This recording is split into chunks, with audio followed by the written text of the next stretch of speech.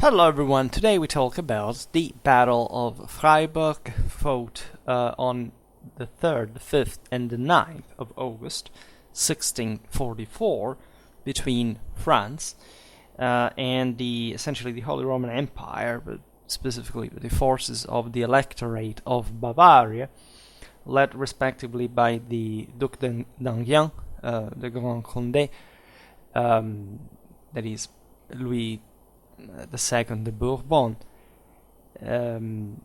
with the Henri de la Tour d'Auvergne, the Vicomte de Touraine, and Franz von Mercy. This is one of the most famous battles of the latter phase of the 30 Years' War. I decided to begin to talk about this era in the first place because I have made actually a lot of videos about early modern warfare, but always in very usually either historicistic way, like talking about an era, some wars, or even battles specifically, but a bit more in a discursive way, or the army organization, tactics, things like that, but without properly descending in strategy, in tactics. I will not digress, particularly now in the introduction, of why I do this, because it's really the first time, so if somebody watches it from, I don't know, how much from now, they're saying, what the hell do I hear about the introduction of why you're studying, the 30 Years' War, but maybe at a time which I will have hopefully made, 20 battles about the 30 Years' War.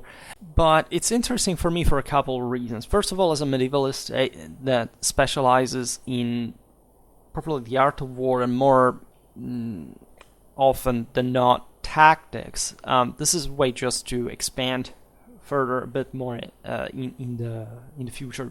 I discussed contemporary warfare, even to a certain degree of detail, but mostly made medieval or ancient battles, normally. That's the level of tactical analysis I descend in. I think this is a chance to properly appreciate, also with the political and strategic background, instead the modern age, that at some point I will probably start making videos on a manualistic base. I know that there are lots of people who are interested in this period, but I also care about the completion a bit of the entire picture. So everything will be done step by step, still looking at, let's say, a comprehensive picture of Europe, and even there, like it's in, by now you have understood in Schwerpunkt's DNA. You can argue like the objective is to recompose like the entire picture as a mosaic, right? So this is, I think, the first time I really discuss a modern battle in this sense, and the context is really fascinating.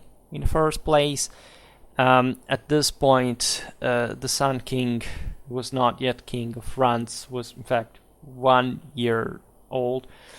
So we're looking at definitely a different period than the one that I discussed, for example, this winter, as far as the armies of the Sun King, what would have to be called properly, and more properly at least, the idea of a military revolution, not the previous period from medieval to the early modern times. Like, because at that point things literally take off, like it had never been seen before.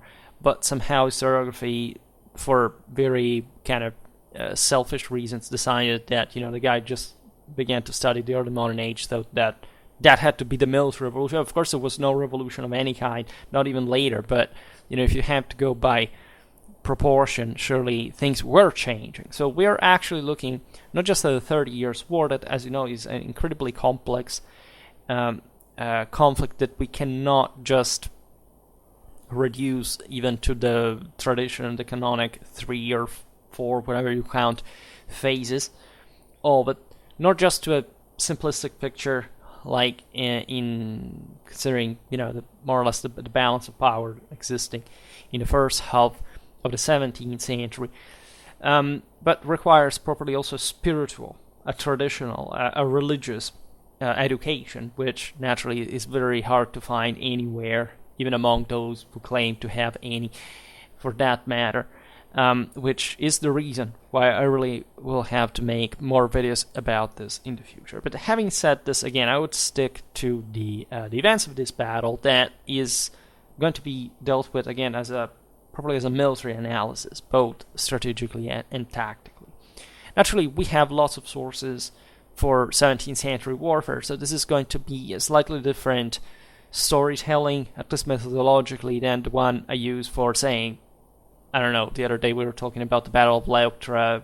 There are literally 3 sources, right? So, and this is also, I can't say a minor engagement, but surely one that people do not remember, say, as the Battle of Leuctra comparatively. But surely it was pretty meaningful for anyone involved there at the time. It was also an important game changer, at least as far as certain specific ambitions of the French in Germany were concerned. But by this time, it was understood that the war would have been over sometime soon, right? It would go on for a little more, and we have seen in the series about the siege of Vienna that naturally there was a continuity, right, with generally speaking the same French strategy of hegemonization of Western Germany, and the force, of course, of the Habsburgs, more generally, at least the Catholic powers in the empire. But again, the things were starting to be blurred even way before the Treaty of Westphalia, to keep, in fact, what was to quickly rise as, in fact, the continental hegemonic power in Europe, right, in the following generations. Here we talk about the young Turenne. That would be also, one of Louis XIV's generals, later on dying in battle. There is, I made videos about Montecuccoli, so we will have really to come back on that, because it's important. This time the Sun King, again, as I said before, was just like a child, a baby, actually. But we all age, we grow up pretty fast. So you find, of course, some of the same characters and their descendants, relatives involved in all the great wars of the second half of the 17th century. We are in the heart of the Grand Siècle, right?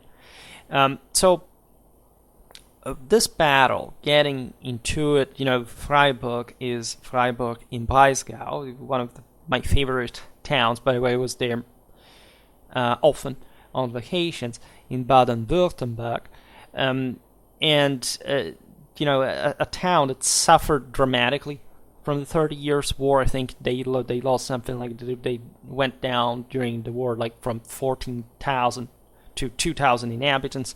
It's been estimated that 1/3 of the German population was wiped out during the 30 Years' War because of, war, of course, but also the plague, famously enough, and more, right? So there is a beautiful literature, generally speaking, for anyone who wants to approach, like, what was Germany at the time. There is von Grimmelshausen, the Simplicissimus, which literally opens your eyes about what Germany actually was at this time, not just because of the war, but literally something that blows your mind in many ways.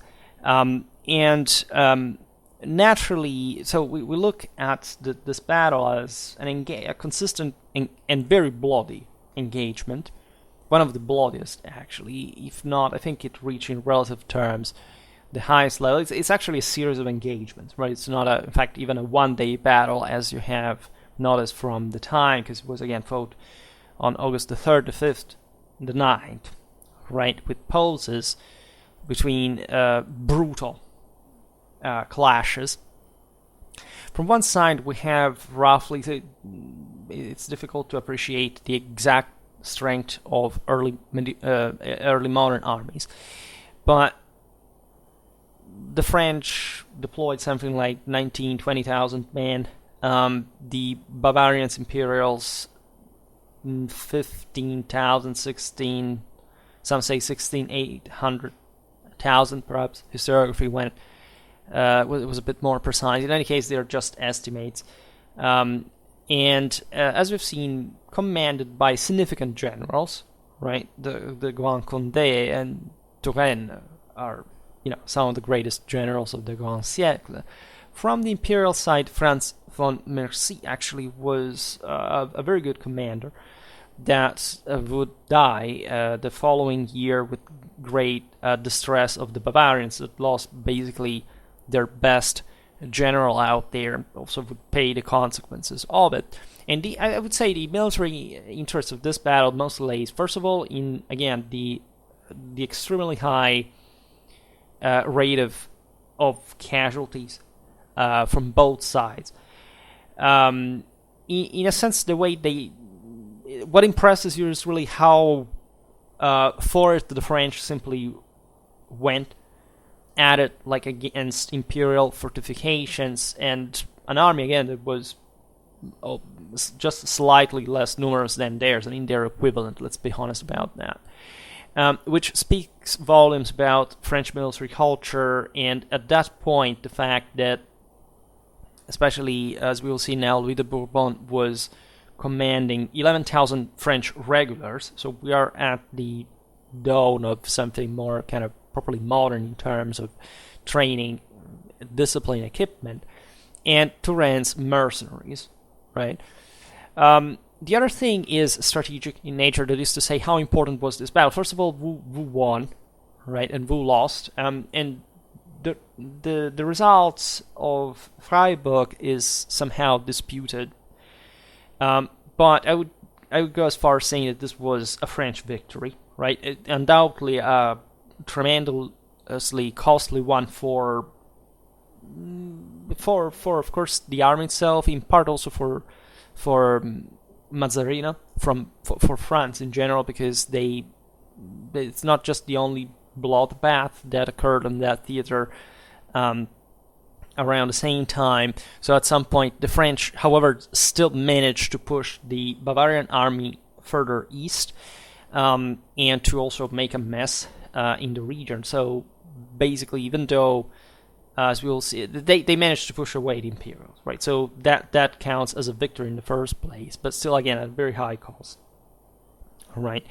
And some people say, generally speaking, it was inconclusive also strategically, because the French, yes, made a mess like a bit in southwestern Germany and other regions, because this the broader strategic context is following the previous year defeat of the veteran Spanish regiments at Rocroi, which had opened, in fact, the entire Rhineland to French invasion. So basically, at this point, within weeks, after the Battle of Rocroi, the French armies had already been campaigning all over the western bank of the Rhine, right, intent on clearing imperialist garrisons out of Alsace, Lorraine, the Palatinate, right? So this was really making the Imperials freaking out. The Emperor was Ferdinand III, who had shared in part the glory of the Battle of Nördlingen, and was trying at that point to rebuild imperial armies. We've seen, even just again the aforementioned series about Vienna, that the greatest problem of the empire at this point was with its fragmentation. The fact that the Habsburgs at this point had, during the first phases, basically had almost achieved the goal of hegemonizing, and on the longer run, hopefully to reunite Germany. Then there is the Swedish phase with the French one, that were basically also the same thing, because the Swedish army was essentially a French money creation. I made a video about Gustavus Adolphus that, as you know, died in battle and ruined the party for, at least for the Swedes. The French kept on with the struggle, and in a way they also remained alone at this point, because actually the Swedes, as we will see, had pulled out, were just fighting against Denmark, and they couldn't assist too much the French in Germany. The great bulwark, however, vassal on which the Habsburgs could rely, was the Electorate of Bavaria, with Maximilian I that, as Prince Elector, had a pretty, shrewd understanding of the, how to have himself to get himself paid, right, at a high price actually for his services. Essentially, the Danube Valley runs, in fact, through Bavaria. I mean, on the right bank that reaches Austria. So the main deal, naturally, for the French would have been not just making all that policy that we have seen also later on, the Sun King, the Chambre de Réunion, etc., to basically investigate on all the possible medieval even rights. At some point the French king had owned anything in the area, kind of making up, fabricating the fact that those lands in Germany belonged to France to a degree. But the main objective would have been knocking out properly Habsburgic power, which would have required a much greater effort even than the one that was being waged at this point. France, again, was still largely a feudal country. Yes, was evolving in a more unitary direction. It had somehow always been, and again, under huge names in Western history like Richelieu and Mazzarino, you have really there, someone that paved the way to the Sun King, to the new fabulous Apollo, and literally the explosion of military potential and the affirmation probably of the first full modern armies in history, which naturally brought Europe to coalesce, as you know, entirely against France under Louis XIV and so on. So this is the context, broadly, very broadly and concisely speaking. So I skipped also the introduction on how the battle developed, because that's exactly what we have to analyze here. And the same goes for the strategic consequences of the same, right? So the war in Germany had subsided for a while after the second battle of Breitenfeld, which was a Swedish victory that brought the Habsburgs to back down a little in 1642. So the immediately previous years. This had given the opportunity to the French to resume their harassment of Western Germany, and specifically an army led by the Comte de Guebriant had been sent towards Württemberg. The commander, the Comte, was Jean-Baptiste Beuze, died while capturing Rottweil.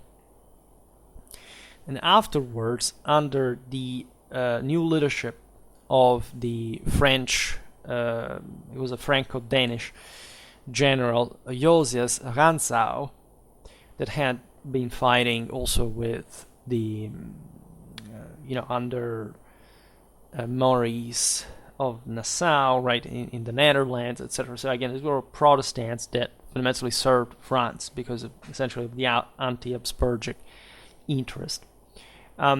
Started heading towards Tuttlingen, and here the French army suffered on November 24th, 1643, a bitter defeat, because Rantzau was ambushed by the Bavarians, the Imperials, and the Spanish, commanded by Franz von Mercy and Johann von Werth. This was an incredibly bloody battle as well. The numbers vary a little, more or less. Again, the French and the Bavarians were the same in number, but the French suffered something like as far as 4,000 killed and 7,000 wounded.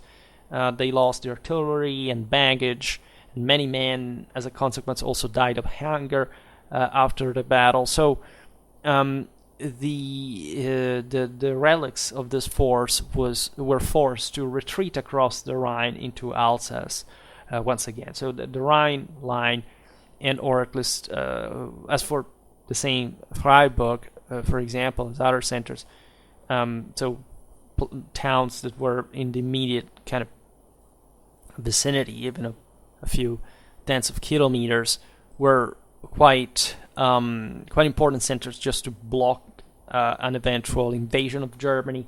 In some cases, even to theoretically prevent the French crossing again. So, not much about the Battle of Tuttlingen. Josias Rantzau was captured, I think, yet another time. He would die later on during the war. But the French came back once again, right, recalling on the occasion the Vicomte de Turenne, right? Because at that point, after Rantzau, there was properly no commander in the French army of Germany, and they did so also because the Swedes, as we were saying before, were now involved against Denmark, and the French garrisons in Germany were basically weakening as a consequence. At the same time, Maximilian I took advantage of the enemy weakness and sent von Mercy in essentially Western Germany again by taking control of the Upper Rhine, Swabia, and Breisgau.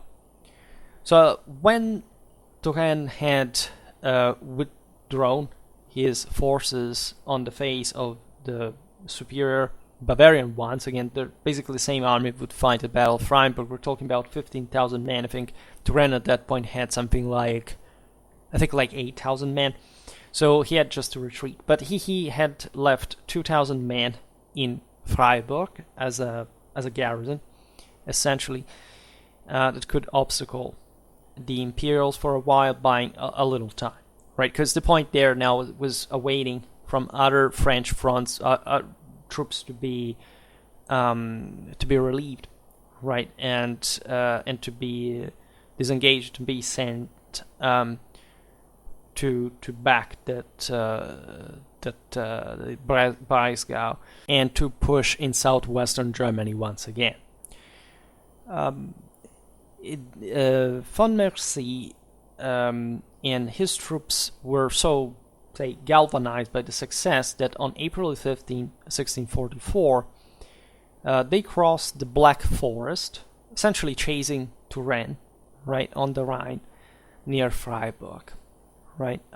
There were some engagements, for example, the siege and capture of the city of Oberlingen on the Lake Constance by the Imperials, that left some forces in the town and moved to Freiburg, reaching it on June the 16th.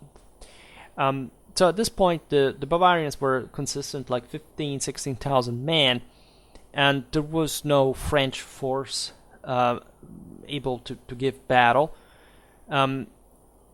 And the Imperials besieged Freiburg as well, which held on until July the 28th, when basically they had to capitulate because they had exhausted their provisions, etc.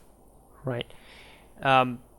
In the meanwhile, Cardinal Mazzarino had ordered the Duke of Enghien, so Louis II of Bourbon, the Grand Condé would have become, to in fact actually relieve Freiburg as long as it was holding out. The problem was, again, the Condé was fighting in Flanders at Gravelines, and he wouldn't make it in time to reach Freiburg and save it from the Imperials, right? So that was yet another blow to the French.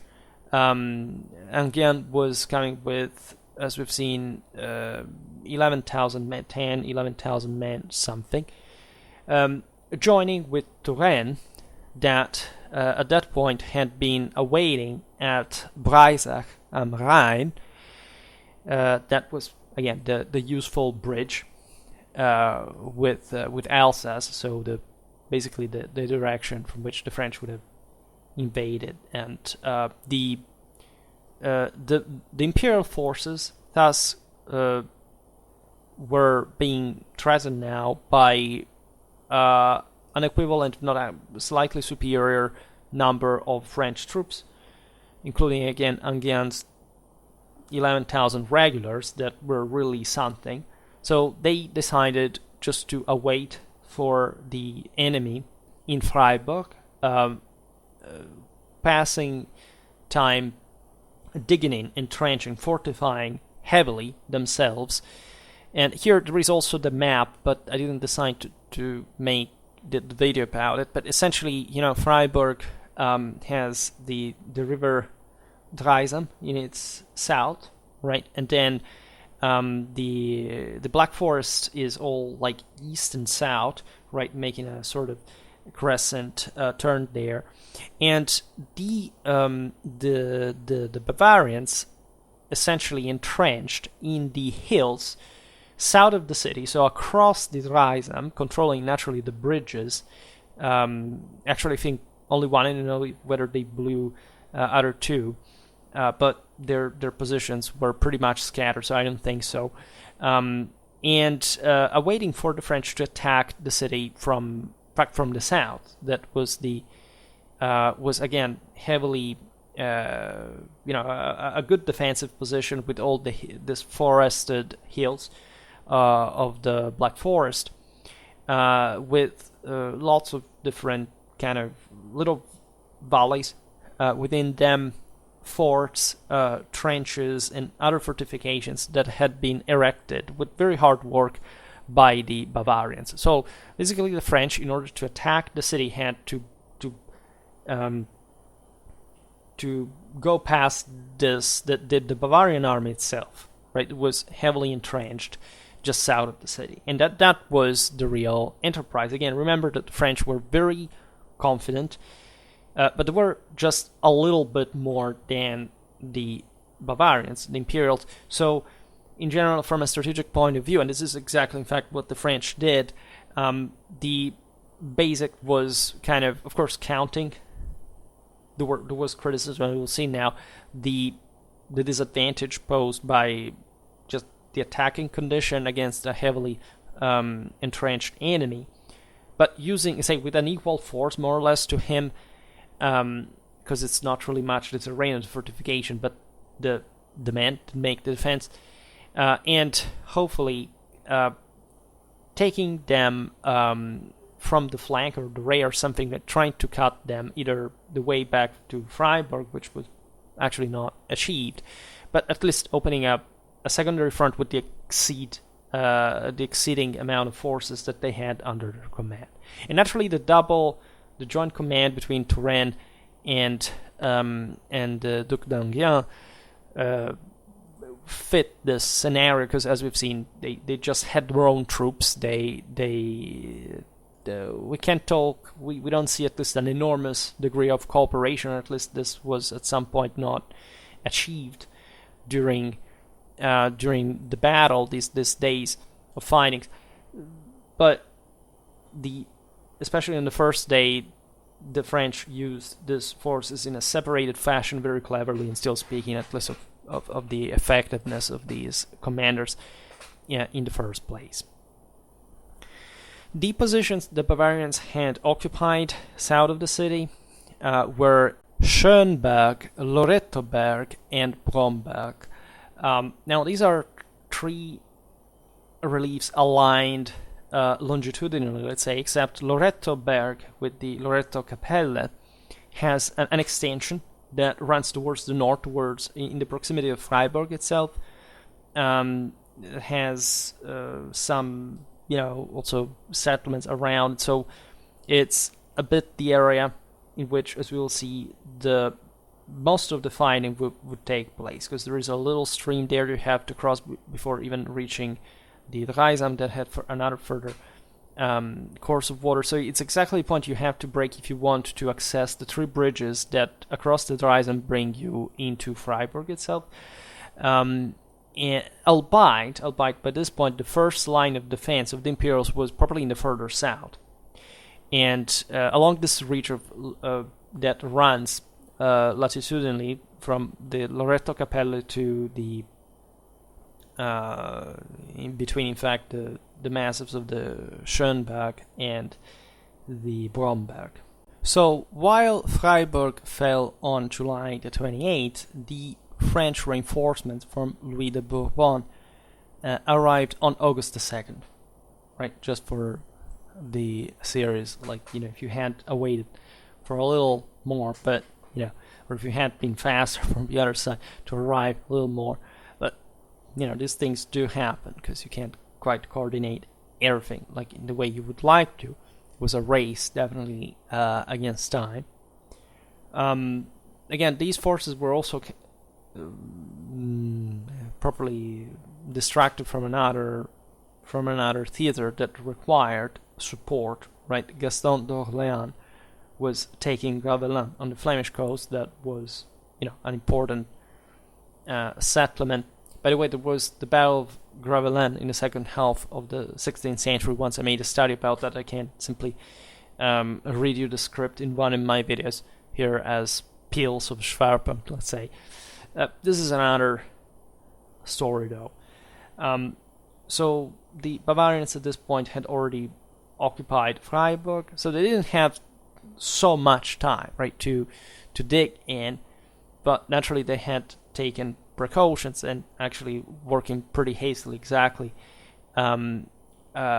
because the French were about to arrive. The commander-in-chief of the French army was the Duc d'Enghien, and he was so confident about French victory that he decided to attack literally on the same day the French forces arrived in the south of Freiburg against the fortified positions in the Black Forest. This again speaks volumes again about the French mindset and the fact that they had now been, rising consistently, crushing the Spanish, entering in France once again. Pretty tormented situation, right? There was some debate, naturally, regarding this immediacy in the attack, but the Enghien was pretty determined, and he was really the commander-in-chief. There was no one who could oppose himself to that decision to properly attack the Imperials frontally, right? Because the only alternative would have been trying to draw Mercy out of the fortified positions, but he, at least in that condition, he would have not really had, unless you would have prepared a proper bait, right? Anything to abandon actually the defensive, and the clash had to be really bloody, evidently, because there is hardly anything bloodier than again trying to dislodge somebody from the defensive. D'Enghien was so confident in his strategy that he planned the attack just to be unleashed only 3 hours before sunset at 5 p.m., right? Which means that, of course, he didn't even think the Imperials would have stood their ground particularly long, right? Then when night falls, basically everybody withdraws. There is no way to to command in a functional way unless you prepare something still with a commander in some way. But here consider also the times, right? What the art of war was really about. Everything was still pretty rudimentary. We are in pike and shot times still, and especially the Bavarians have entrenched a bit all around, right? So either you give this shoulder push and break their spirit all at once and they start fleeing, or you can hardly dislodge them in such a short time. Thus, on August 3rd at 5 p.m., the French attacked the Bavarians frontally. At least most of the French force would, right? The Angevin 11,000 men, just straight against the Schönberg and mostly, yes, that southern line was the first imperial line of defense, which means, again, uphill, right, against fortified positions in the Black Forest, which is really a problem. Turenne, in all this, however, was sent with his 6,000 men or more north west to basically outflank the Bavarians and attacking the Loreto Ridge, right? So this also significantly fortified position that, however, didn't expect the French to concentrate such significant amount of forces immediately, even up there. In any case, they were fortified for any convenience. There was a little stream in their rear, and it was a very strong position where they would basically withdraw towards also from the southern line of defense, as we will see now in the following days. The fight was ferocious on all these fronts, right? To make it worse, it started raining. To make it worse really for everybody, but mostly for the French, Turenne had trouble to essentially march north also through the forested hills. So imagine, yes, most forces being concentrated at useful points, but being there, skirmishers, snipers, anything that could naturally wear down an important column of men passing through essentially a hostile, as foreign, stranger territory, right? And all this, considering too, especially from Turenne's perspective, that given that in some hours it would have gotten dark, this whole thing had to succeed,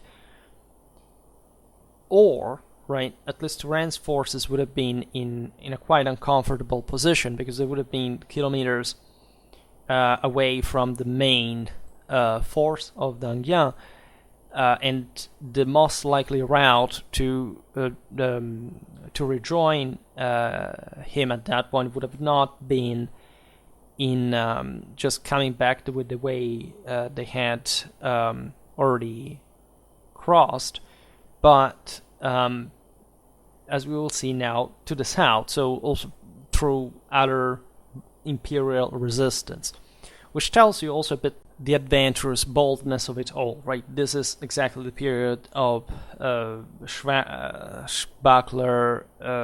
literature and at Similia, right? So it's about being bold, especially as an aggressive and fundamentally the strongest contendant in trying to dislodge the enemy, to carry out the most surprising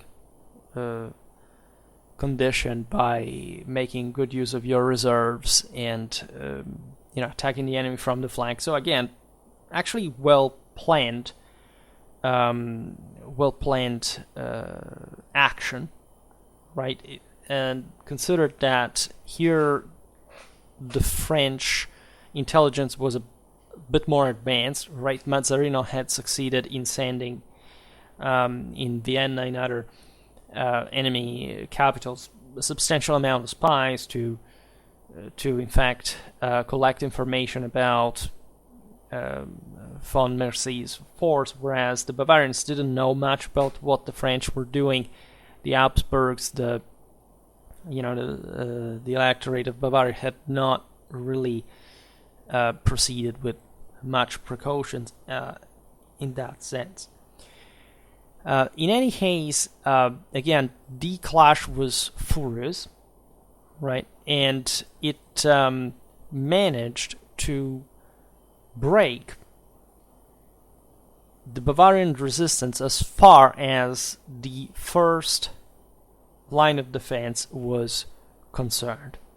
Right, the French suffered severe casualties at the hands of the defenders, but these had also been significantly weakened by the French fury, so that von Mercy decided to withdraw his troops back to essentially the area of Loreto Capelle, and trying to concentrate their force there, because especially Turenne's presence around west of that area was definitely not comforting, and it would have been better at that point to join forces somewhere else.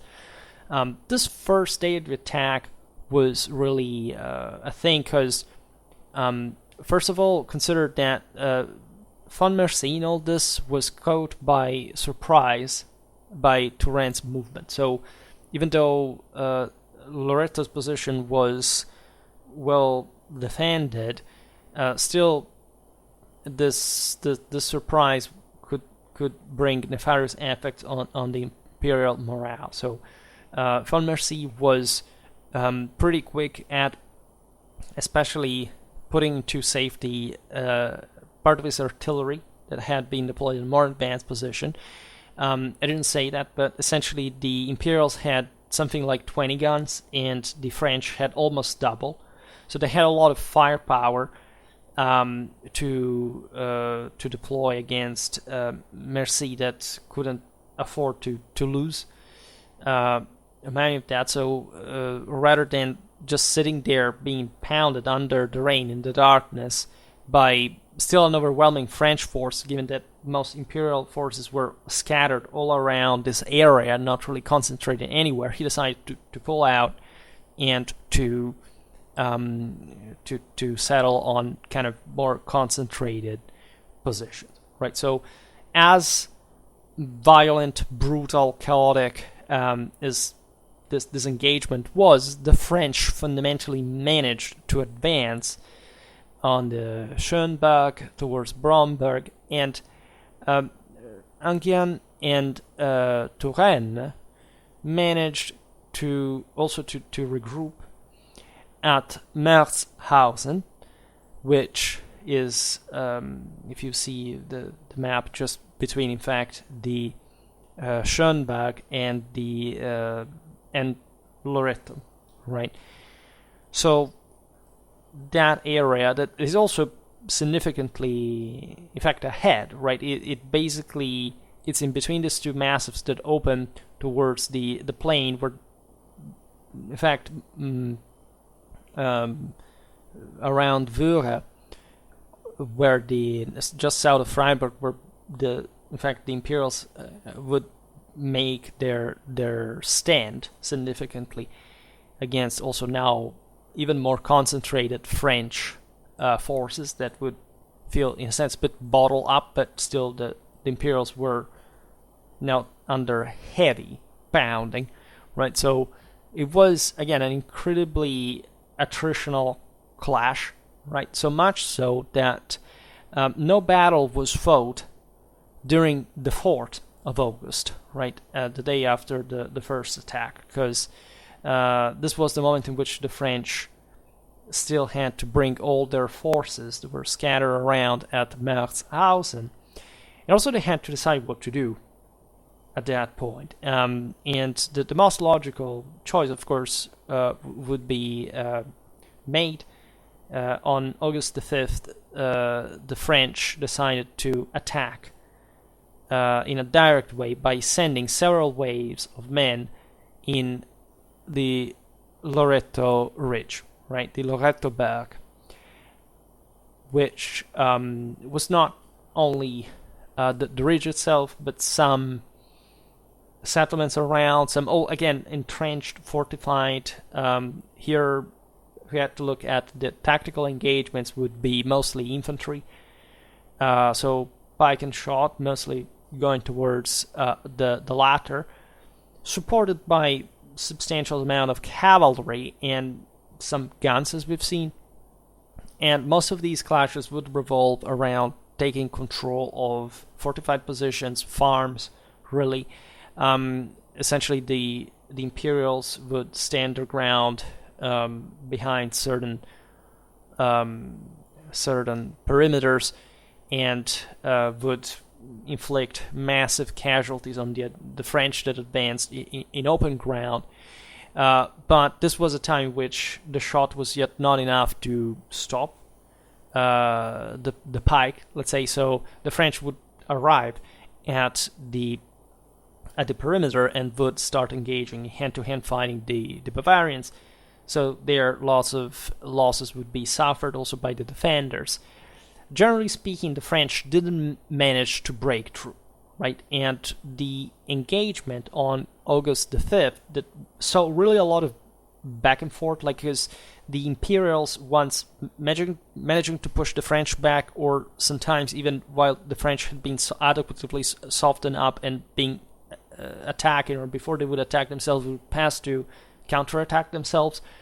And at that point, maybe French cavalry intervened, attacking them from the flanks. Like, it was really a mess, right?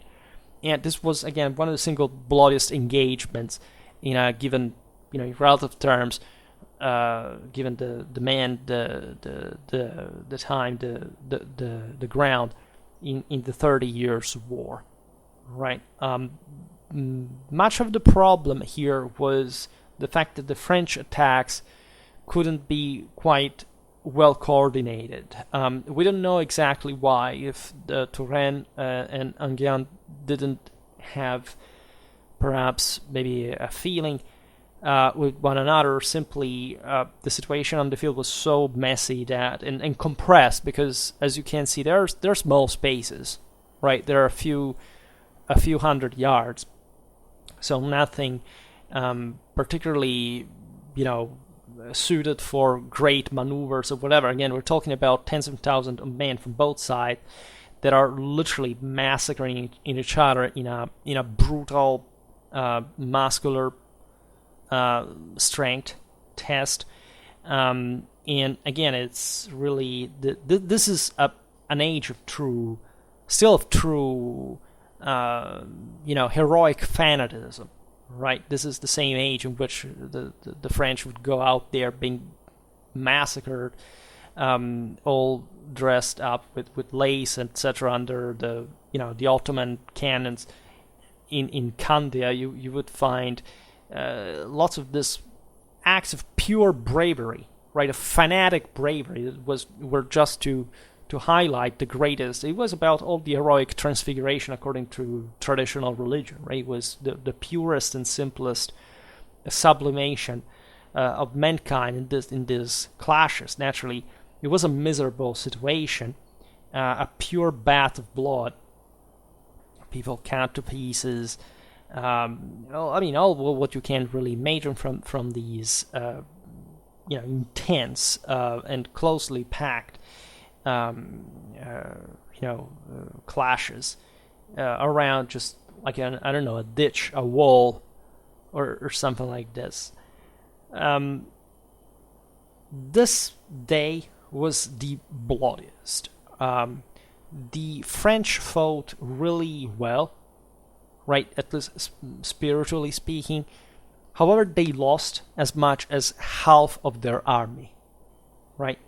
Von Mercy still controlled Freiburg through the Loreto Ridge, but the Bavarians had lost themselves 1/3 of their men, right? So if you consider this equation, normally if like in warfare, if you put 1/3 of your force out of business, basically the other two can just, hope to at best to maintain a ground, right? Not to keep operating further. Just think from the French side, having lost a half of your effectives and still having, as we will see now, actually the initiative to do something about the whole thing. Because August the 5th was so bloody that, and again, it had been a test to see whether the French could simply break through. It's an obvious strategy, right? We still live in a world in which literally, and this is not a joke, and of course most people will not get it, in which, in fact, most adults actually believe that, frontal attacks during World War I were a stupid thing to do, right? And these actual adults today vote, again, have children, drive cars, and these are actual adult people that think this, right?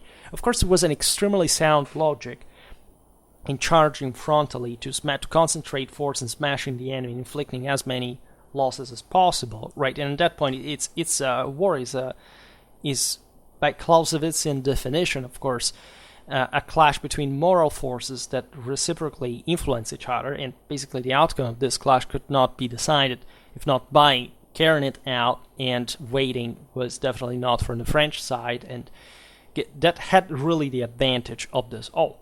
So people say, well, but you see, they didn't manage to break through. Well, they technically would, right? Not in Lorettoberg, but in the broader strategic picture now. Why? Because these losses were so heavy from both sides that basically the battle was interrupted for 3 days. In fact, on the 6th, the 7th, and the 8th of August, both sides were exhausted. They were just like healing the wounded. They had also to restock their supplies. They were really suffering painfully. And the French were being supplied through, as we've seen, the Rhine bridge at Breisach, whereas the Bavarians had their supplies stocks at Villingen. Now, these two locations are perhaps not so relevant just for the battle itself, but Breisach is something like 20 kilometers, especially with on the roads of the time, from Freiburg in the west on the Rhine, whereas Villingen is far east, right? We can't think of, I think, even more than 50 kilometers from Freiburg, right? East. So, in other words, the French had an advantage just as far as the supplies were involved, because aside from the volume, from the fact that, generally speaking, France was a bigger country than Bavaria, and also whatever the Habsburgs could subsidize the electors, like, and had, in fact, also armies elsewhere, as we've seen with the same forces of Enghien at Gravelines. Just like the communication routes were much more stretched for the Bavarians than for the French in this context, and they were much less safer, especially because at this point, again, the Bavarians have just managed to hold bloodily the French in Freiburg, but they technically can't do much else. Actually, they're probably starting to wonder how much they can keep resisting, because a stalemate had formed, but the French are still are, as we'll see now, motivated, because if you make the math in theory, if you trust the ratio of losses, by this point the French should have been even less than the Imperials, but technically they were stronger still, and they would prove it through, in fact, the action that resolved a bit, not the tactical situation in Lorettoberg, but in the broader theater. Why? Well, because the French command decided to act on August the 9th, trying to cut the Bavarian supply lines. Essentially what they did was sending Turenne with his troops into the Glottertal, right, via Betzenhausen, that is to say, a little village. Today it's actually in the outskirts of Freiburg, in the west, just over the river, the Reisen, and at the time it was distant. Like again, the Bavarians were all concluded within Freiburg, the old town. So the French simply passed. As we've seen, Turenne had reached Merzhausen, Lorettoberg, etc., coming from the west. So they're actually, it's not even a great ground, but they managed to cross because there's the Dreisam, but then there are some like other 2 or 3 little streams, at least at the time. They were also surely less available, less easy to cross, but this was enough because basically they passed just north, west of Freiburg, reaching the Glottertal, which is a valley which runs more or less kind of southeast, northwest, threatening, right, kind of, then the valley ends, and then there are options where you have to, but you basically arrive just to threaten the Bavarian lines that connect Villingen, today's Villingen-Schwenningen. So at that point, this time the French were actually caught by surprise, in a way it were prevented by the Bavarians, because von Mercy had thought of this, had realized that the French were doing something in order to unlock the situation without actually launching another frontal attack on the Lorettoberg. Enghien remained basically at Merzhausen. It's just a few hundred meters from the Loretto Ridge, and von Mercy understood the thing and tricked a bit the French, because he left some troops at the Loretto Ridge to show basically that they were defending, still were holding ground, but basically with the entire army he moved to Sankt Peter, that is basically at the end of the Glottertal, to essentially meet the French, right? And this, so having the decoy diverged the enemy attention. The reason to move to St. Peter was to, again, defend simply the supply lines, right? It was a way to keep receiving them, the ammo and everything, without essentially weakening themselves and having the French surrounding them and taking advantage, basically cutting them out and making them too weak to do anything else but surrender, right?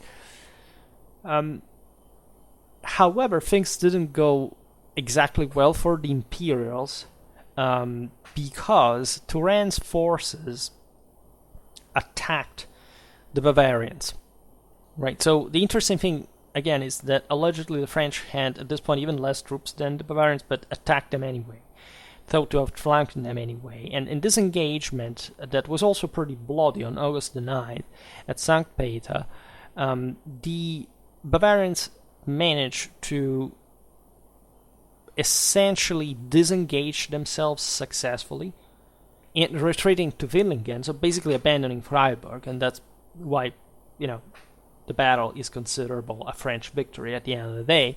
Except the French wouldn't seize Freiburg, because they simply would go on, right? They left it behind because there were, they should have still basically besieged it, but at that point, they had managed to push back the enemy, so it was kind of easier to just swarm into enemy territory. So there is all a strategic follow-up. Generally speaking, the picture here is that the Bavarians were brought to abandon their own position anyway, even after having inflicted to the French massive casualties in this very well placed kind of defensive positions that were definitely held for in a consistent way, especially as we've seen at Baden-Wurttemberg.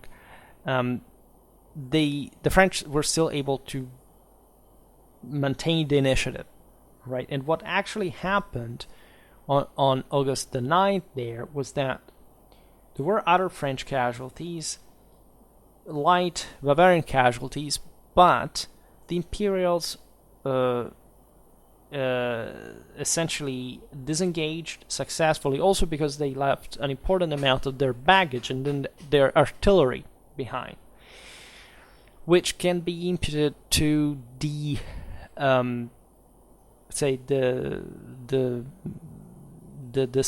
lack of a decision by von Mercy in time to plan that withdrawal, right? So basically they engaged the French as soon as they exited the Glottartal, but they wouldn't hold the pressure there, and they would prefer to disengage, and at least they tried to resist for a while, but decided to pull out.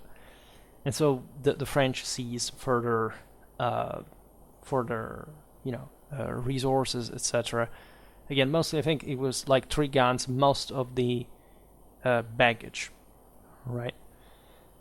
This allowed the Imperials to retreat intact, which was another positive thing, but still, again, with a loss to the French, right? Here there was some criticism from a political and strategic point of view, because as we've seen, the French were advantaged in intelligence. They had spies in Madrid, in Vienna, whereas the Imperials really not much. Mazzarino was criticized, however, because there were some French reserves close to the Rhine that, if promptly mobilized, would have probably prevented Freiburg from falling into the enemy hands even before the Angevin would have joined Turenne in Breisach. The Bavarians were criticized because essentially they responded very carefully and cautiously, too cautiously, every time to, let's say, home, right? Probably the orders were sent politically.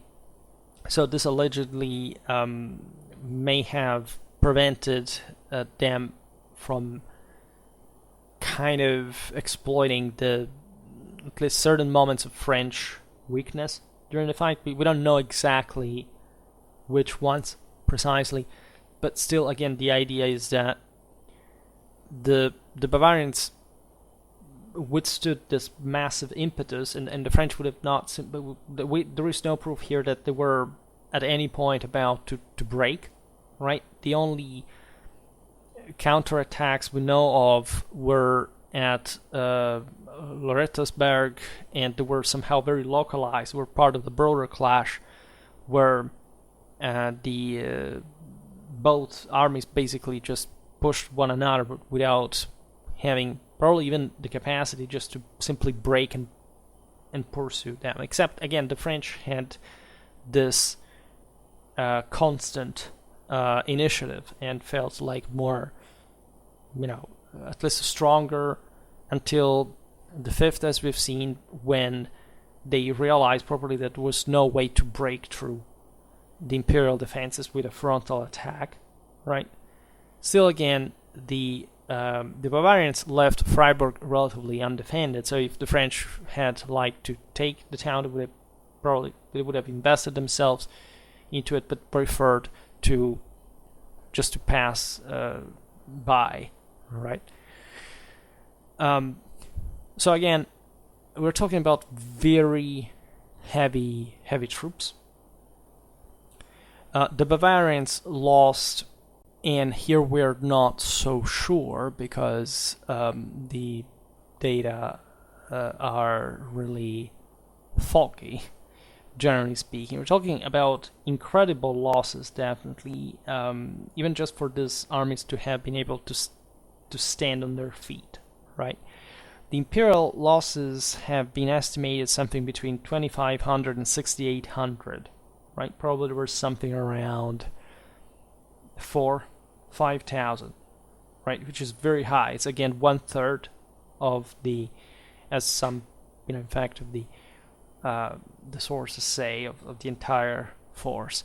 The French, people say 5,000 or 8,000. In any case, it's slightly less actually than a half. It's still very, very high. They may have been practically just even 1/4 of the losses, up to almost 1/2. We don't know exactly. In any case, it's a lot, right? And it tells you from both sides still how consistent, after all, right, this struggle really was. Because people say, oh my god, this battle was useless, there all these people died for nothing. Well, the fact that they again managed to hold both as together as armies after such bloodbath is, tells a lot about, at least the commanders, again, the Bourbon, the Turenne, von Mercy are famous names, they're worth of their reputation, right? So the significance of this battle is mostly relevant for what happened later, right? Because during the same year, the French, and so you say, well, they didn't take Freiburg, but they took over Worms, Oppenheim, Mainz, Landau. Just they felt like they passed through across the Rhine Valley, taking very important cities, much more important ones than Freiburg. And so that tells you also why they left Freiburg behind, because it was not so important. And this reinforces, however, the fact that this was fundamentally a French victory, and or at least the strategic vanity enormously helped the French across their way. Early in the following year, von Mercy sent several thousand troops to assist the Imperials against the Swedes at Yankov, which is in Bohemia, and that's another theater. Again, it's all very complex. We can't simply digress on it. In any case, this worsened the situation further in the west, because Turenne crossed with something like 11,000 troops the Rhine at Speyer. This brought the Bavarians to retreat deep into Swabia. So again, the French substantially had punched significantly hard. That apparently not insignificant, but still, a position like another small one at Lorettoberg, and all the blood that had been spilled there gave its fruits in this sense, right, in favor of the French. And the French, however, were at that point allowed by Turenne of foraging, right, and essentially scattering themselves around this enormous territory. And that's when von Mercy took the advantage of the dispersion of the enemy to attack them successfully at the Battle of Herbsthausen, which brought the French to retreat in Hesse Castle. So again, lots of back and forth, right? But here we're literally looking at different decisions, different orders, a different theater, right, that had been now influenced, but Freiburg had been passed by as a battle, right? So we can't count its effects anymore. This mostly depended on things that were decided later. right? Um, at this point, Mazzarino sent Danguin to assist Turenne. So they cooperated once again. The Hessians joined the French as well and defeated successfully the Bavarians at the Battle of Nördlingen, also known as the Battle of Allerheim, in which the Saint von Mercy was killed, right? In action. So this opened to a series of problems for Bavaria during the latter phase of the 30 Years' War, because basically the following year, 46 and then in 48, the country was invaded. This had been a significant bloodletting. Again, the army cost a freaking much. It was difficult to levy these troops in the first place. Resources were limited. And this would bring the same Maximilian to withdraw from the war, right? Eventually he would join again Ferdinand III. In any case, the same French had suffered lots of losses by that point, and Mazzarino decided to, because Tuttlingen especially and Herbsthausen had been bloody, right? And, in perspective, Freiburg was less, right? Just it was very bloody in relative terms, but the majority of French losses had been in these other clashes. This brought to the Treaty of Ulm between France and Bavaria in 1647, and then we were just losing ourselves in the past future, let's call it in this way, of these events, on the future past, right? I don't know how we could think this in these dimensions. In any case, this was essentially the Battle of Freiburg.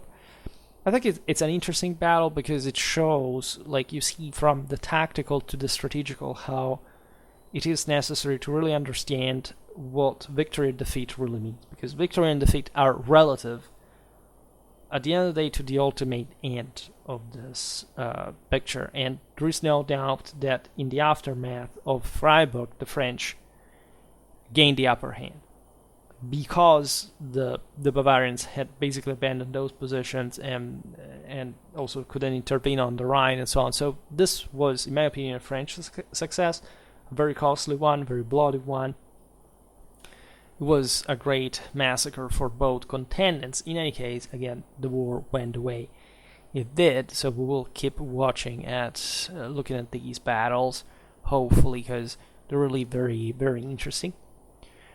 For today, however, I stop it here. I just hope that you enjoyed this video. If you did, please share it. Otherwise, leave a like or subscribe to my channel if you're interested in my upcoming content. As always, I thank you heartily for listening to me. I wish you a nice time and see you next time. Bye.